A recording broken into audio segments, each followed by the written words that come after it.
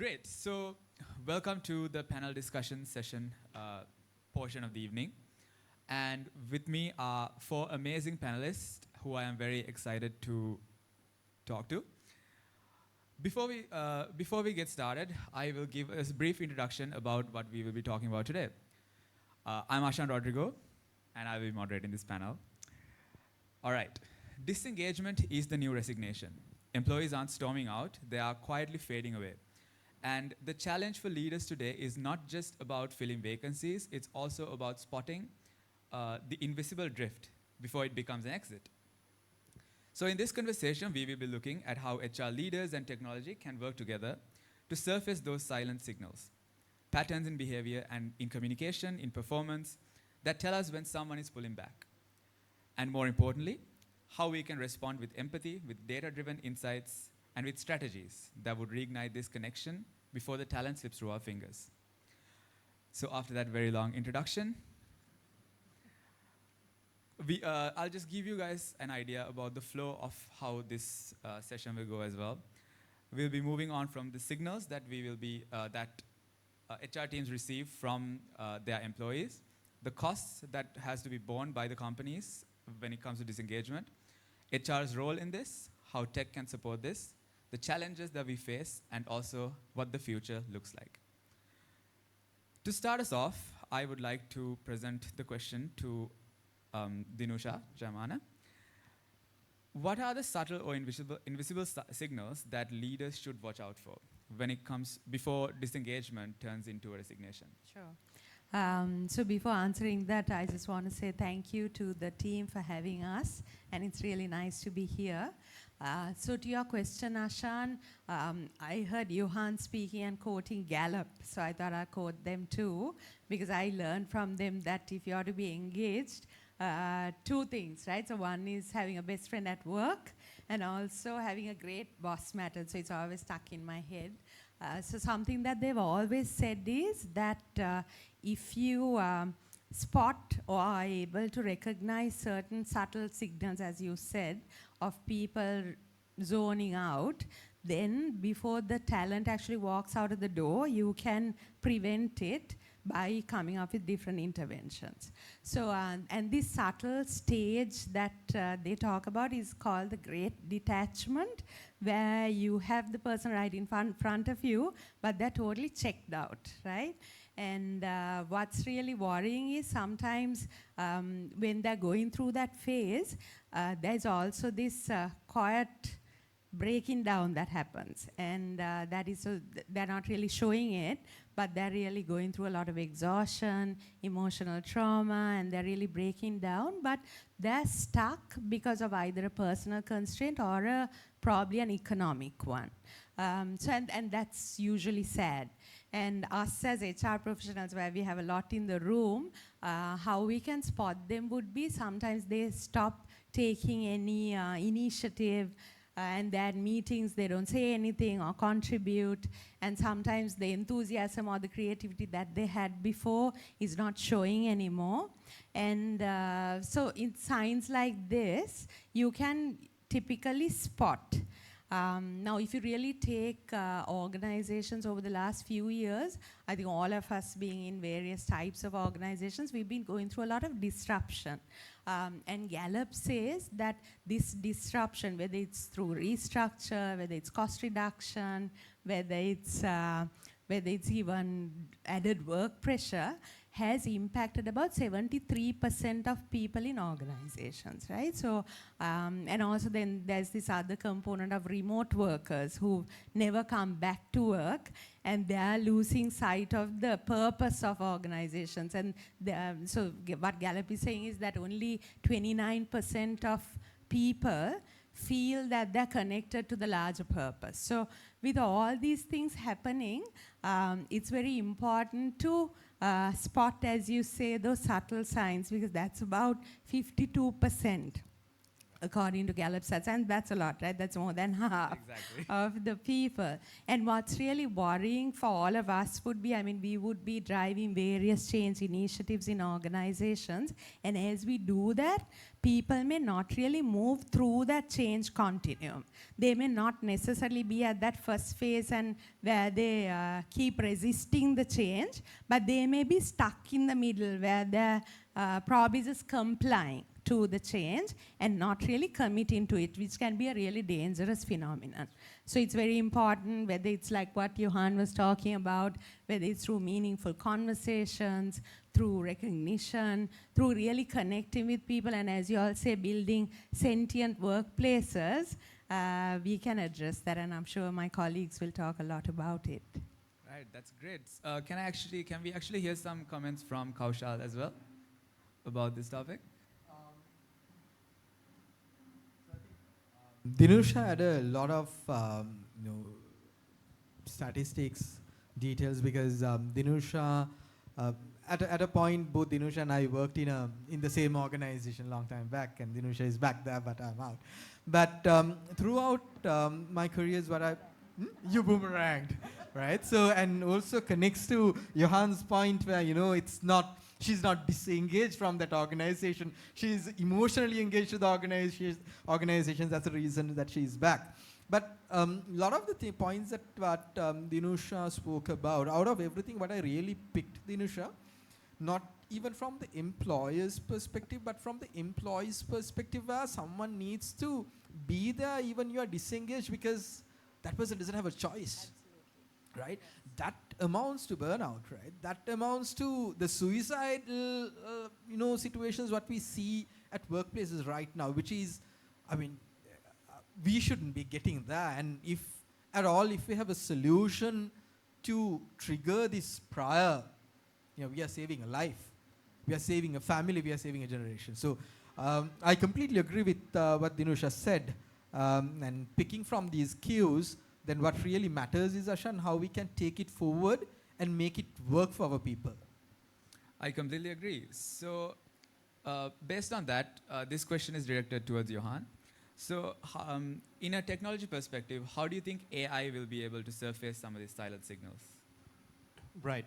So I talked about some of the things that we can do, like daily mood check-ins and all that. And beyond that, something that we experimented with is something called daily journaling. Because if you can encourage people to journal every day, and if we give the assurances that it's kept private, we are not going to take it and show it to the boss or someone else, people tend to do that more. And not everyone is into journaling anyway, but if you have a voice mode activated, the rate of people using that is much higher. Because I'm pretty sure most of you use ChatGPT as your personal counselor. If you have a problem, you would go and tell ChatGPT, hey, this is what's going on, what should I do? But when you use the voice mode, you tend to use it even more because it's much easier. You don't have to type anything, right? Now, imagine if the journaling tool talks back to you and gives you encouragement, and maybe you did a presentation and it didn't go that well. You're feeling down because of it. You go and tell your journaling tool, I put this much effort, I worked late last night preparing for this one, it didn't go that well. It can actually help you to feel good as well, like a friend. That's the best friend that you mentioned, Dinusha. It can be one of the tools that the organization provides. Now, in return, 1 month later or 3 months later, you have your performance appraisal coming up. Now, what do we all do? We usually sit down trying to think about what the hell did I do last 3 months and try to write that down and pray to God that we didn't miss something critical or something important there, right? But if you did talk to your journaling tool, that information is right there. You don't even have to do anything. You just have to go and tell, hey, I'm going to do this. Can you please summarize everything I did? Now, another thing an intelligent tool can do is tap into those journals and ask for permission to share some of the things with the supervisor. Now, if the person says, yes, that's fine, go ahead and share that part. With approval, it can share with the supervisor. So the supervisor can help as well about the emotional situation, what they're going through. Now, that's one other thing that you can do.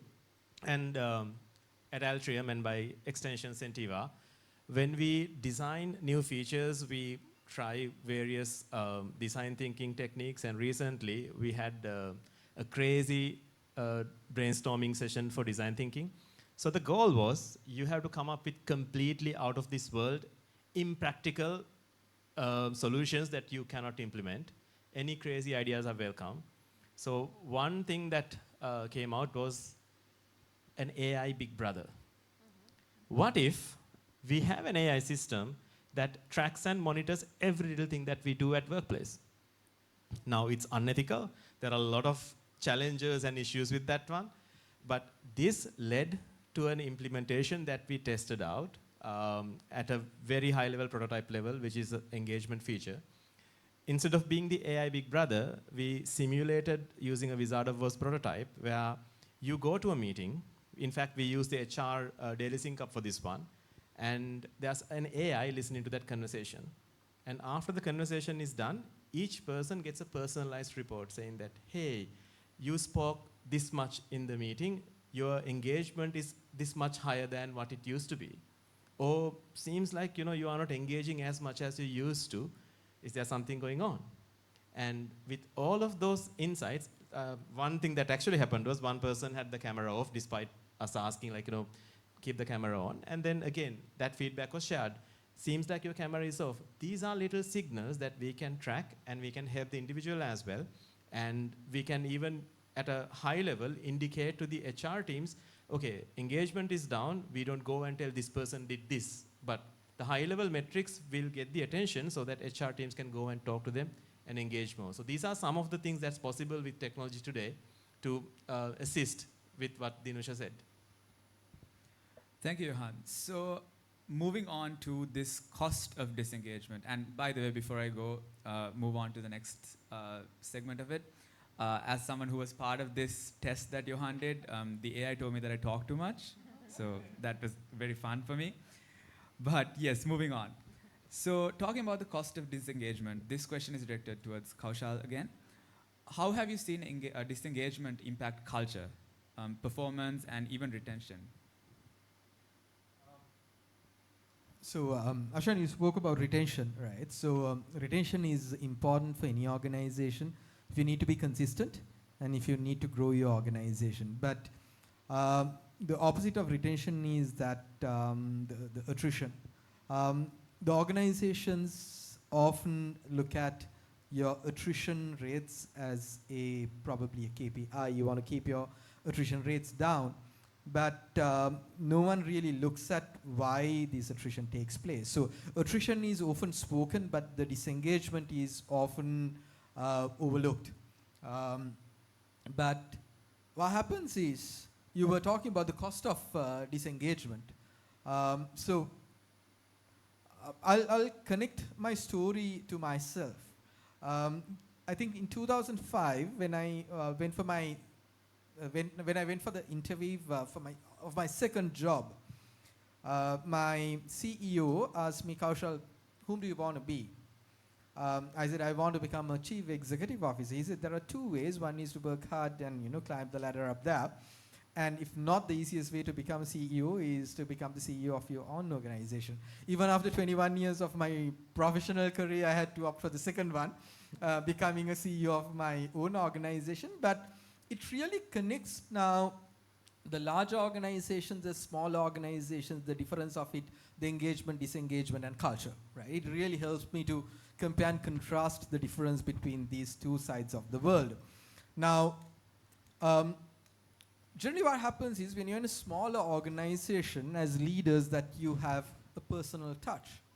You tend to talk to your people, you tend to greet your people, you see them every day.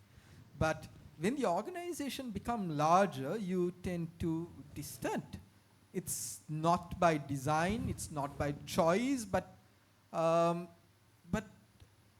the complexities, the overwhelming tasks make you to focus on certain other things that, even without purpose, that you tend to distance from your people. So you'll use that.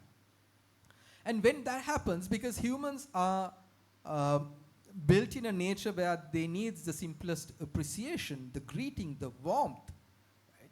In an organization, when you don't see that warmth coming in, they tend to disengage. Right? I love to have giggles in my organization. Love if my people, have a hearty laugh in the organization. If I don't have that, I think there's something wrong. So that's a signal where we can pick. If there are no laughs in your organization, if there are people not chit-chatting in a coffee corner, there's something wrong, right? And if one person is not contributing to these giggles, then it becomes contagious, because it drives. Like the positivity is contagious in organization, even negativity is the same. Negativity is contagious in multiple times than positivity, because that's how we are wired. We are wired in a way to pick the wrong things than the right things. So the moment you are disengaged, what happens is that you do it for the sake of doing it. As Dinusha said, that I have to be at my workplace. I have to come at 8:30 in the morning. I have to be there 8 hours, 9 hours a day, because that pays my bills. I don't have a choice. If I leave today, will my skill set get me another job which pays me the same amount? Right? So those are the questions what runs in someone else's mind. So, okay, I'll be there physically. In person, I'm there at the workplace, but am I emotionally connected? I'm not. So we have this person who's present at office, who have, scanned the finger, being present, but emotionally absent. The moment you are emotionally absent, you are just a machine. You just do what you're supposed to do. You just stick to your job description. As Yohan said, if your job description doesn't depict your job right, then you're not absolutely adding any value to your job or to the organization. Right? So if your organization is a growth-oriented organization, if you have disengaged employees, there are no productive input coming in. So they just mark time at the cost of the growth of the organization. Not only that, what they will do is they'll spread this negativity among the rest of the people, so that over a period of a time, it's a silent kill. Organizations who want to flourish, without knowingly, they go down the drain. So that becomes the cost. So what happens is, if the organization wants to have this growth curve, if they want to have this growth journey, it's very, very important that we pick these cues. To have a closer look at people, to have that close conversation with them, to touch their hearts. Now, recently I was in Dubai as part of my new job. And so I met a few designers who used to be in Sri Lanka, now they're working in Dubai. So we met over dinner, and so they were talking about my new venture and all that. And they're talking about, okay, how's it? I said, I love it, and it keeps me up at night, and so which means that I do work about 16 hours now, 16 to 18 hours a day, because a lot of things to do, and I'm quite happy to do that because I'm engaged.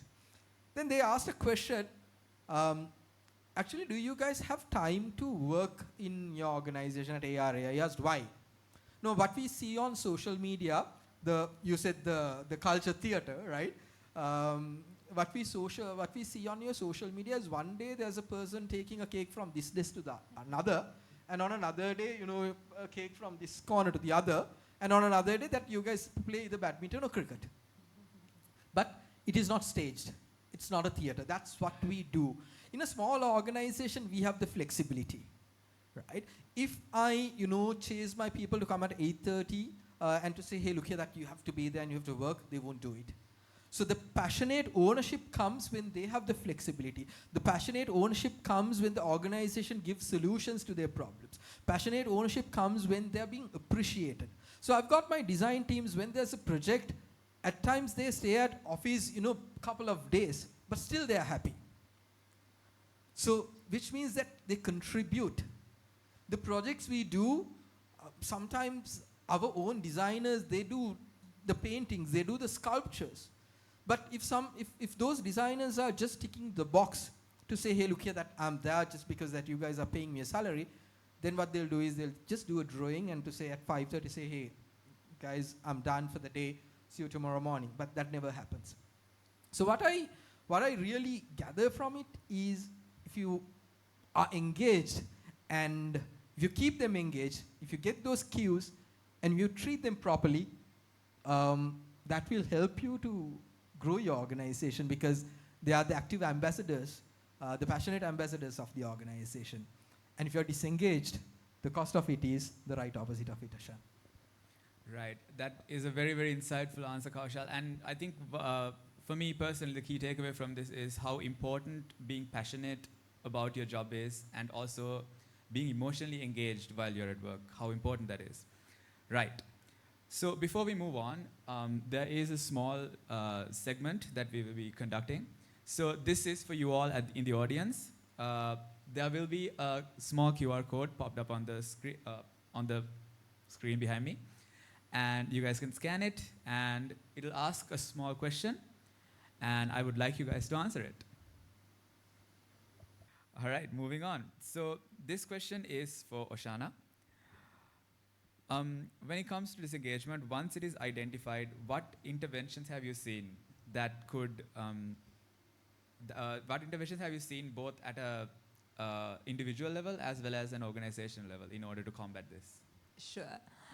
So I just realized a bit of a fun fact first before I get to the answer. I think all three of us worked in the same place between 2005 and 2006. I just realized that. Okay. Anyways. Okay. So getting into the individual indicators, or how could you get to know? So given that Fortude has like 600 people across 10 locations, we had to kind of get into certain things a bit faster, but I would say, like, if we had Lumi, we would have been much faster, and it can really help our lives, and that's why I had the first conversation with Lumi today. So one thing that we started is something called stay interviews. We spoke about exits, and you do the exit interview, and I saw the analysis, all of it, but something we started doing is stay interviews, and HR BPs do that. We try to do it at least twice a year, but again, this is a human talking, and it's one-to-one, so it takes time. And that has helped for to get some individual indicators. And as you said, Yohan, I mean, the performance management is just like once a year or twice a year. It's like, oh, we need to do this to get an increment. The supervisor touch bases are more like, where is that project? What's that blocker? How do we get it done, right? Especially, again, in the IT world, right? So there's no conversation that really happens about staying, and probably what's making you stay and what's going to make you stay. So that's something that we have rolled out. We also, for our top talent, we do have these one-to-one career conversations, and those are very focused on succession, what is your next step, and how do we help you as well to go to that. So there we also do things like mentoring, which is within the organization. So that's also something that we do, which is also connected to retain, but to also, again, know the pulse at an individual level. Again, to kind of keep people motivated, as much as, yes, those events happen and, people do have the fun, the culture theater. We also look at the smaller stuff, and that happened also with the remote working environment and COVID happening. Just things like, badges we are on success factors. Just, quirky things like, unsung hero, superstar sprinkler. Sometimes, you get a badge in the morning, you feel a little, wow, okay. Adaptability ninja, great, okay, because I balanced two things, I got adaptability ninja. And again, the qualification, it's called PMQ. It's something we rolled out at Fortude, given that we have managers globally and we can't do face-to-face training, and it is a global certification. And before we rolled it out, I took it myself, and again, it talks of this tracker that the team puts in their emotions, exactly what you said, right? So the manager actually starts a day knowing from the phone, what my team is feeling. right? And it's about 6 managers who've just become new managers, and they're trying to manage their teams and their challenges, and they have a mood tracker. So I think managers play a huge part also in this whole thing. In terms of organizational point of view, again, we do engagement surveys, we do GPTW, we do the full survey. We don't really take part in the competition, but we do it once a year. No matter what, we do it so that we can track. We do the pulse surveys as well. And in terms of culture, again, we wish we had Lumi at that point of time, but 1.5 years ago, we did like a bottom-up exercise. It took us a long time. It took us nearly 9 months to kind of look at what this culture is, because people say the culture was good. We want to really kind of see what it is so that we kind of put it down so that people live by it. So that's another thing that we did on an organizational perspective. Right. Thank you so much for that, Oshana. So just a small follow-up. What are your thoughts on reversing disengagement once it could potentially set in? It definitely can be done, but again, it is on how soon you notice it, and again, what are those checks you have to notice it. So I think Dinu also quoted a lot on Gallup, and it says I think about 60 to 70% are actually disengaged. Sorry, 52. So it's like you need to be constantly having different checkpoints. And you could also look at it in terms of how many checkpoints does a person actually have.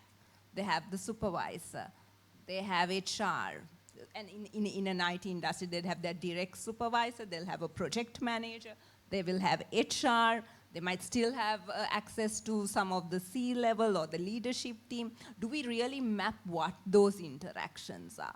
So yes, it can be reversed, but you kind of need to plan to see what are those checkpoints, and that those checkpoints actually happen. And it's not these random things that happen on and off. You need to have a plan for it. Right, understandable. This next question is for Yohan. When it comes to the AI perspective, the tech perspective, how can AI-driven platforms help leaders spot this disengagement earlier and also more accurately? All right, I think I kind of answered that question already. But I'll take the opportunity to talk about a few other things that we can do in the vicinity of disengagement to help teams. And this connects with what Oshana said earlier as well. So most organizations do have different checkpoints. We do have these little conversations that happens.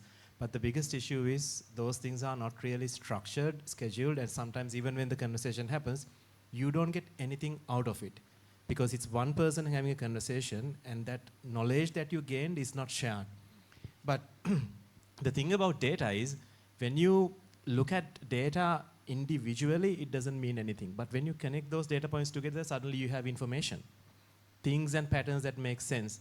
But if we can figure out a way how we can collect all that information that happens on those one-on-ones, could be with the supervisor, could be with the HR partner, could be with the skip level or the project manager, those little conversations, if we can guide those in a meaningful way, get the recordings or summaries, action items, the findings, and when we put that together, suddenly we have access to wealth of information that we can use to battle disengagement.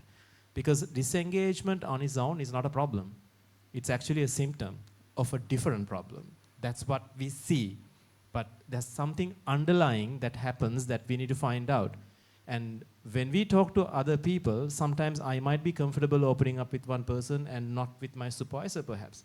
So when you put all of these little pieces of information together, this is like what the CID is doing, detective work, but you have to go there to really find out what's the underlying reason. Because if you help the person with that reason, disengagement goes away. But here's the issue. All these C-level individuals and skip-level supervisors, everyone, they are very busy. So they don't have time to really sit down, write long reports about how something happened. Again, AI can help there. I'm sure all of you are using note takers or have tried out note takers. So that is pretty much basic technology, but you can go one level beyond that and start analyzing all of these reports and sharing that, hey, this is what's going on. I see this recurring pattern happening in this team with this individual, and that suddenly becomes very meaningful. Now, the other admin headache is scheduling these things. I know my team really hates about my skip level one-on-ones because I tend to reschedule sometimes. I try as much as possible not to do that because I take it as a sign of disrespect as well when you reschedule a one-on-one. But unfortunately, a lot of things happen during the course of a day. Something urgent comes up and can be a client or a customer or some other issue, so you have to reschedule things. And when that happens, it's a burden on the HR team because they are the ones who are looking after this. They are the ones who have to chase behind me telling that, hey, you forgot to fill the form to enter your feedback. And if they don't chase up, that information is lost. But if it is AI will pester you constantly through and through to make sure that you capture all of the insights. And you don't even have to do that if you have the right kind of AI. Suddenly, it will do the work for you and ask for your approval. I found this information. This is my summary. Does this look good for you? Don't type. Just hit a button and tell, OK, no, this part, I want you to change this. And that's it. Submit the report. You are done. So these are the things that AI can do to help in terms of process and also the little conversations to add meaning to it and give you more insights coming out of that when it comes to disengagement. Right, thank you, Yohan. And building up on that, so when it comes to AI constantly being a part of this entire culture that we are creating, how would we sort of prevent it or not make it a sort of a surveillance culture? Okay, you put me in trouble now. But yeah, ethical AI is something that is extremely important. So the issue here is it's twofold. One is how you decide to act with AI. That's under our control. So we can decide what information we expose and how we share information with others. But there's another part of it, which is how the LLMs, that's large language models, is what powers AI, generative AI. We don't really understand how all of that works. So that's something that I want to mention out there. I don't want to hide it because there's this AI company called Anthropic, which builds one of the really state-of-the-art LLMs, and the founder said, I don't understand this thing. It's a black box to me. That's a reality. So there are certain things that you need to be concerned about when it comes to AI, but again, there are frameworks and practices that we can follow in terms of our prompting, how we, what instructions we give to the AI, so that we have a sandbox where it doesn't really step out of the guardrails that we put there. So that's responsible design in AI systems. Because there was this interesting post I think I saw on LinkedIn where someone said, I can't remember exactly who that was, most of the AI companies out there is just, it's icing on the real LLM. They will be out of business because these LLMs keep evolving, right? So that is extremely true, but the moment you build an AI solution that is tied to workflows, that solves real problems, not just a single fancy prompt, and when you build those guardrails, that is the value addition that you bring in. That is the moat of your startup or the company, and that's how you really make safe AI that works responsibly. It takes a lot of effort. Now, the demo that you guys see over there, Lumi, this is something similar can be built. There's this thing called Gemini Live. We don't use that because it's experimental. It's not production ready, so we had to go through a journey to build something that's production ready. Gemini Live, you can write maybe 2 hours. That's what it would take to build something that works that way. And guess what? It can actually observe you through video and tell who's in the room as well. But what kind of safety do you have with that? How do you know that the information that it sees is actually protected from someone who wants to get information about you? So that's when you need to work with organizations that really understands how AI works, that are compliant with global standards when it comes to safety with AI, and that makes a huge difference. So you can see demos, you can build very quick things, but building something that's actually safe and production worthy takes a lot of time and a lot of knowledge and a lot of skill. So that's something that we are focused on with Sentiva, because we picked to launch in Europe for multiple reasons, but one of the other reasons was if you can do it in Europe, you can do it anywhere in the world, because that's the hardest region when it comes to EU Data Act, GDPR, and all of the other regulations that they have. Because just to give an example, the AI interview feature that we have, you can just launch it in Sri Lanka, nobody would ask any questions. So any demos that we have done, nobody asked, how can you explain a rating or a score that you give through your application? But in Europe, you can't do that. You need to make sure that you have enough data, because anyone can challenge and say, I was mistreated. At that point, you have to build everything from ground up and show exactly this is why we arrived at this conclusion. So that's why we are trying to deploy this in the hardest region in the world, because if we can do it there, we can do it anywhere.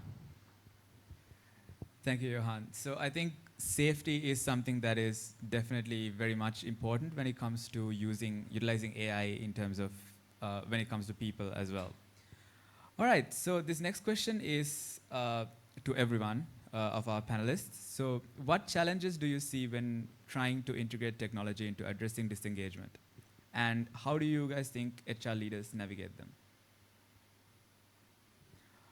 Can we hear from Dinusha? Okay.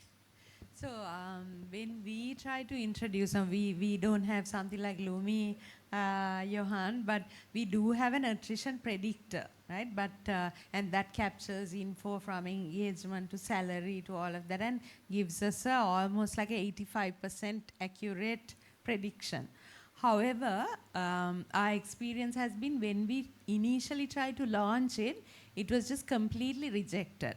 Right, to say that how can this be accurate? It doesn't pick social media. So what's there is not really being looked at, but what is not there is usually that's being quoted.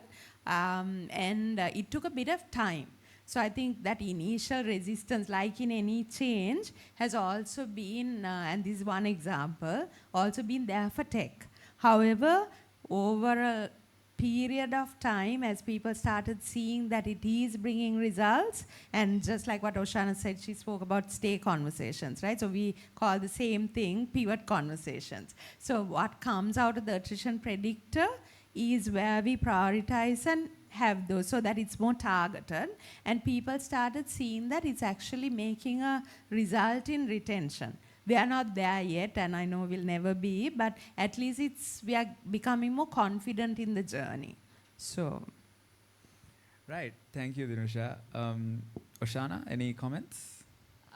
Yeah, so I think in terms of one is when you're using the tech and the AI, and again being in tech and also working in Europe, so we also governed by the GDPR. It's a lot about data security in whatever we do, like how is this, whether it's an interview, though we don't have an HR product, we're still governed by it because we have customers in Europe. So I think that whole part of, as we're bringing in technology, we have to really look at that whole security part of it, and that anyone whose data is being used or who is contributing to that knows what it's getting used for. So I think the whole data security aspect and that whole education aspect. But I think overall, it's also that, tech and AI will help us to be more, as Dinusha says, it's never going to be 100%, but it will move us to being more proactive than reactive. And I'll borrow something from SHRM, and that's like what they always say, it's AI, artificial intelligence, and HI, human intelligence, which makes ROI. So both parties are needed to augment it, the security, to develop it more. So I think it's that partnership in the right balance. Right. So what I'm hearing is this general untrust that is something that is really, really sort of a major challenge in terms of what we are facing. Right. Now let's move on to the future of engagement and how HR teams can work on that. So this is again for all our panelists. What will engagement look like in, let's say, 5 years? And what should organizations do today to stay ahead of silent disengagement? Kaushal? You put me in trouble. Seem to be putting everyone in trouble today. Yeah, so I think irrespective of time, if you're looking at engagement, As Oshana said, there has to be a nice blend. There has to be a harmony between AI and HI, right? Because like let's say being a tech organization, if your machine inventory is, let's say you have 500 iMacs with M4 chips, you exactly know their capabilities, what their capabilities are, and if there's an issue, challenge, you know how to fix it. But your organization consists of 500 people, you don't know what their processes are, right? You don't know how they're wired, how their thinking is wired, so one is different from one to another, right? So we can use tech to get these cues, but if you're going to completely rely on tech, then I think it will also lead to some level of disengagement, because I'm sure we've had this conversation with Ravi a lot about, you know, getting AI to HR to do the HR job, right? Because you know, people still want that warmth, that touch. The moment we are trying to rest it on AI, the moment we are going to rest it on technology, then they'll say, the negativity will say, මේකත් දෙන්නේ දැන් technology අපිට ඉස්සර කතා කරේ නැත් තවත් කතා කරන්න, right? So what I would I really like the comment what Yohan made today, where you said you will get AI to do a lot of mundane tasks, or to solve puzzles that we couldn't, or which takes a lot of time, which saves us a lot of time to be productive and engaging with our employees, right? So what I would suggest is, even 5 years, 10 years down the line, for us to really define and understand the meaningful engagement. How your meaningful engagement drives purposeful organizations, right? So in order to do that, let's take AI, I think Yohan and like-minded people to drive and build platforms to make our lives easy, to create that platform, but to ensure it really blends and harmonizes with the leaders, whereas they really, really engage and start talking to people, because that's where your secret recipe of success would be. Right. Thank you, Kaushal. And I think based on what you said, one of the best people to comment on that would be Yohan.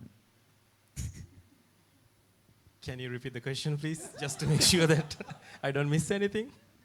Right. So my question was, what do you think engagement will look like in 5 years? And Five? Yes, 5. Let's take 5. All right. It's going to be exactly what Kaushal was talking about.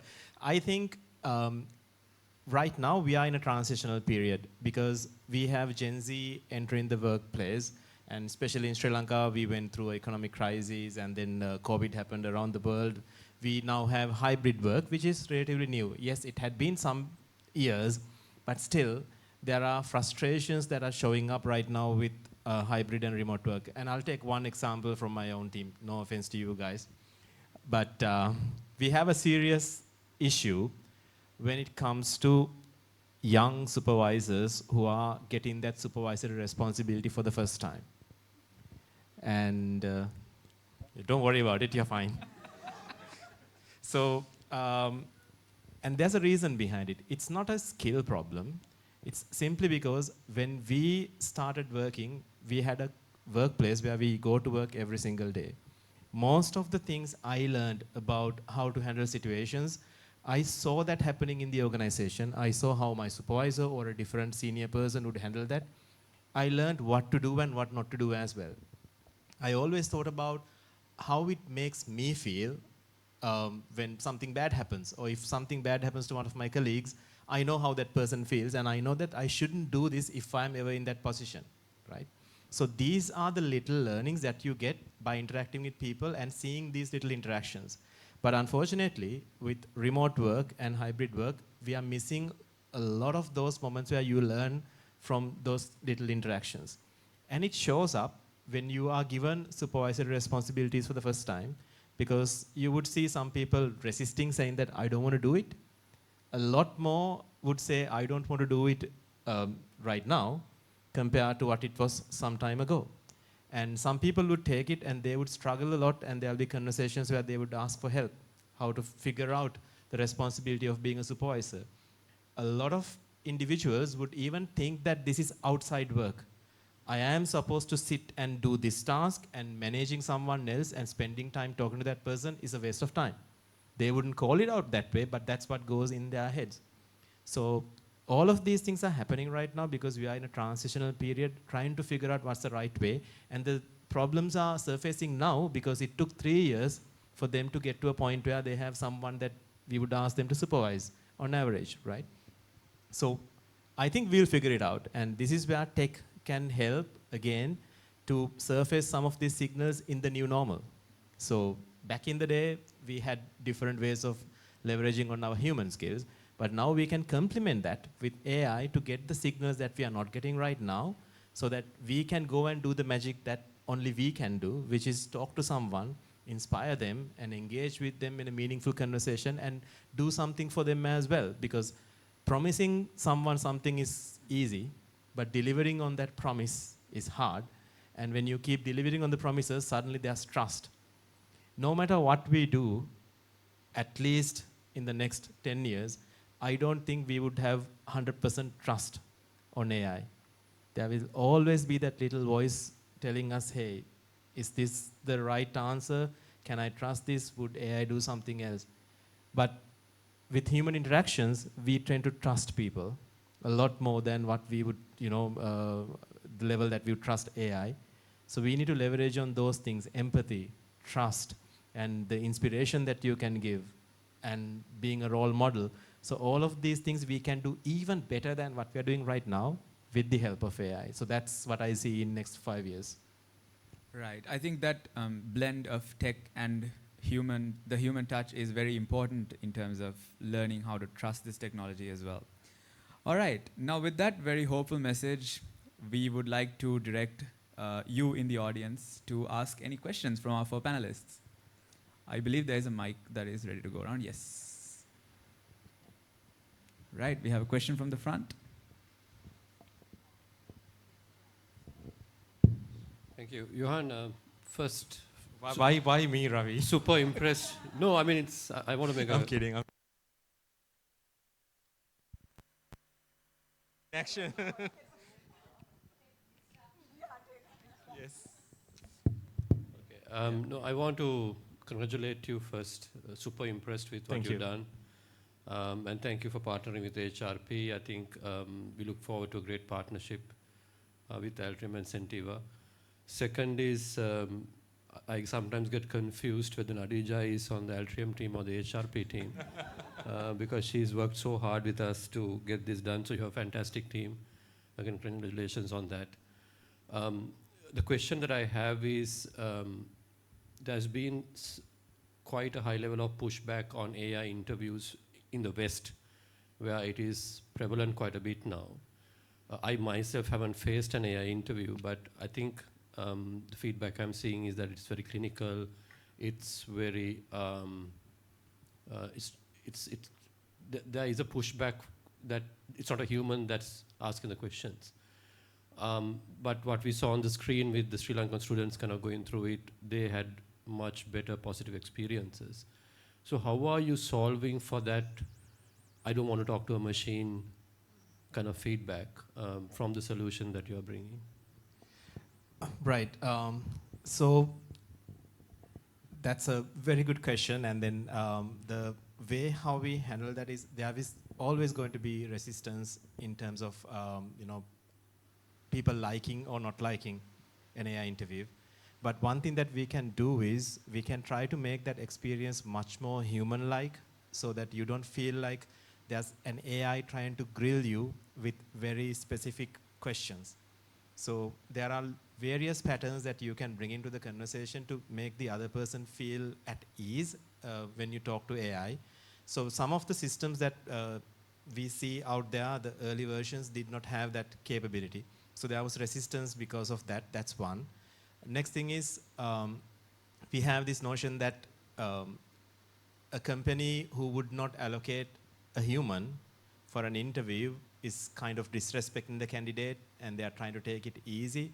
So that mindset is prevalent out there, and that's because a lot of companies are not really using it, but I think it's going to be the new normal anyway after some time, primarily because of scaling issues. With remote work, in US especially, Suddenly, if you are working in San Jose or San Francisco, you would work for a company in San Francisco. But right now, pretty much all of our clients hire nationwide across US. Whether you're on East Coast or West Coast, it doesn't really matter. You can work for the companies. Now imagine the impact on the total addressable talent pool that they have. It exploded beyond what you can imagine. Even at Altrium, like so many candidates from India would apply. We even interviewed someone from Africa because they applied and they wanted to join. And we can actually work if we really want to do that. And this kind of creates pressure on employers because you have a lot of candidates applying and you cannot really scale your human interviews. So I think we are going to end up in a situation where we kind of have to use that. But along with it, with the advancements in technology, the conversation feels more natural. And one thing that I really believe in is AI shouldn't try to pretend to be human. That's why Lumi that you see over there doesn't have an avatar that looks like a human. That's intentional. We can easily build it. But we don't do that because we want it to be seen as AI. We don't want to pretend to be a human because if you are pretending to be a human, you are deceiving someone. So the moment you are upfront and clear about the limits and capabilities of AI, I think people will be more receptive. And when you face that interview, the first thing that we do is we don't jump into technical questions. We try to look at the CV. We sometimes pick a hobby or something and ask a question about, oh, hey, I see that you are into this. That might be exciting. Can you please tell me a little bit more about that? That's the icebreaker question. Suddenly the person is a little bit more relaxed to face the next technical question. And rather than like going question after question, we try to ask follow-up questions and try to engage in a more human-like conversation to the best of our abilities. And the version you saw on the screen in the video, that was from March. And what we have right now is much more advanced than that. But with the practical situation that we are facing, I think we don't have a choice. Because I had some students from IIT visiting Altrium. And I asked them this question, what do you think about AI interviews? And I told them to be brutally honest and tell me whether you like it or not. They experienced the platform. And there was one person who point blank told me, I don't like this. I don't like AI interviewing me. And I asked him, okay, why? And then what surfaced was the concerns I mentioned earlier. But, and he said it's not fair because fairness is another issue that is very much prevalent out there because no one knows how AI scores something, right? So people tend to question that. So he had a question about fairness as well. He said it might not be fair. So the question to him from me was, okay, define fairness. What do you think is fair? So he said he wants to get a chance, just like everyone else, so that he can face a human interview. The next question was, okay, what is your goal? Are you trying to get an interview or are you trying to get a job? What's your ultimate goal? It's to get a job. If it is to get a job, and if we are a company that has 5 people in the HR team and 3,000 CVs, if I look at the first 100 that came our way, is that fair to the guy, 900th guy? It's not. And it's not feasible for us to go through 3,000 CVs and take 3 months and stop everything else. It's not going to work. It's unfair to everyone at that point. So given the situation, given the cards that we were dealt with, the best we can do is at least to use AI to screen and then give a human interview to candidates who can get through that.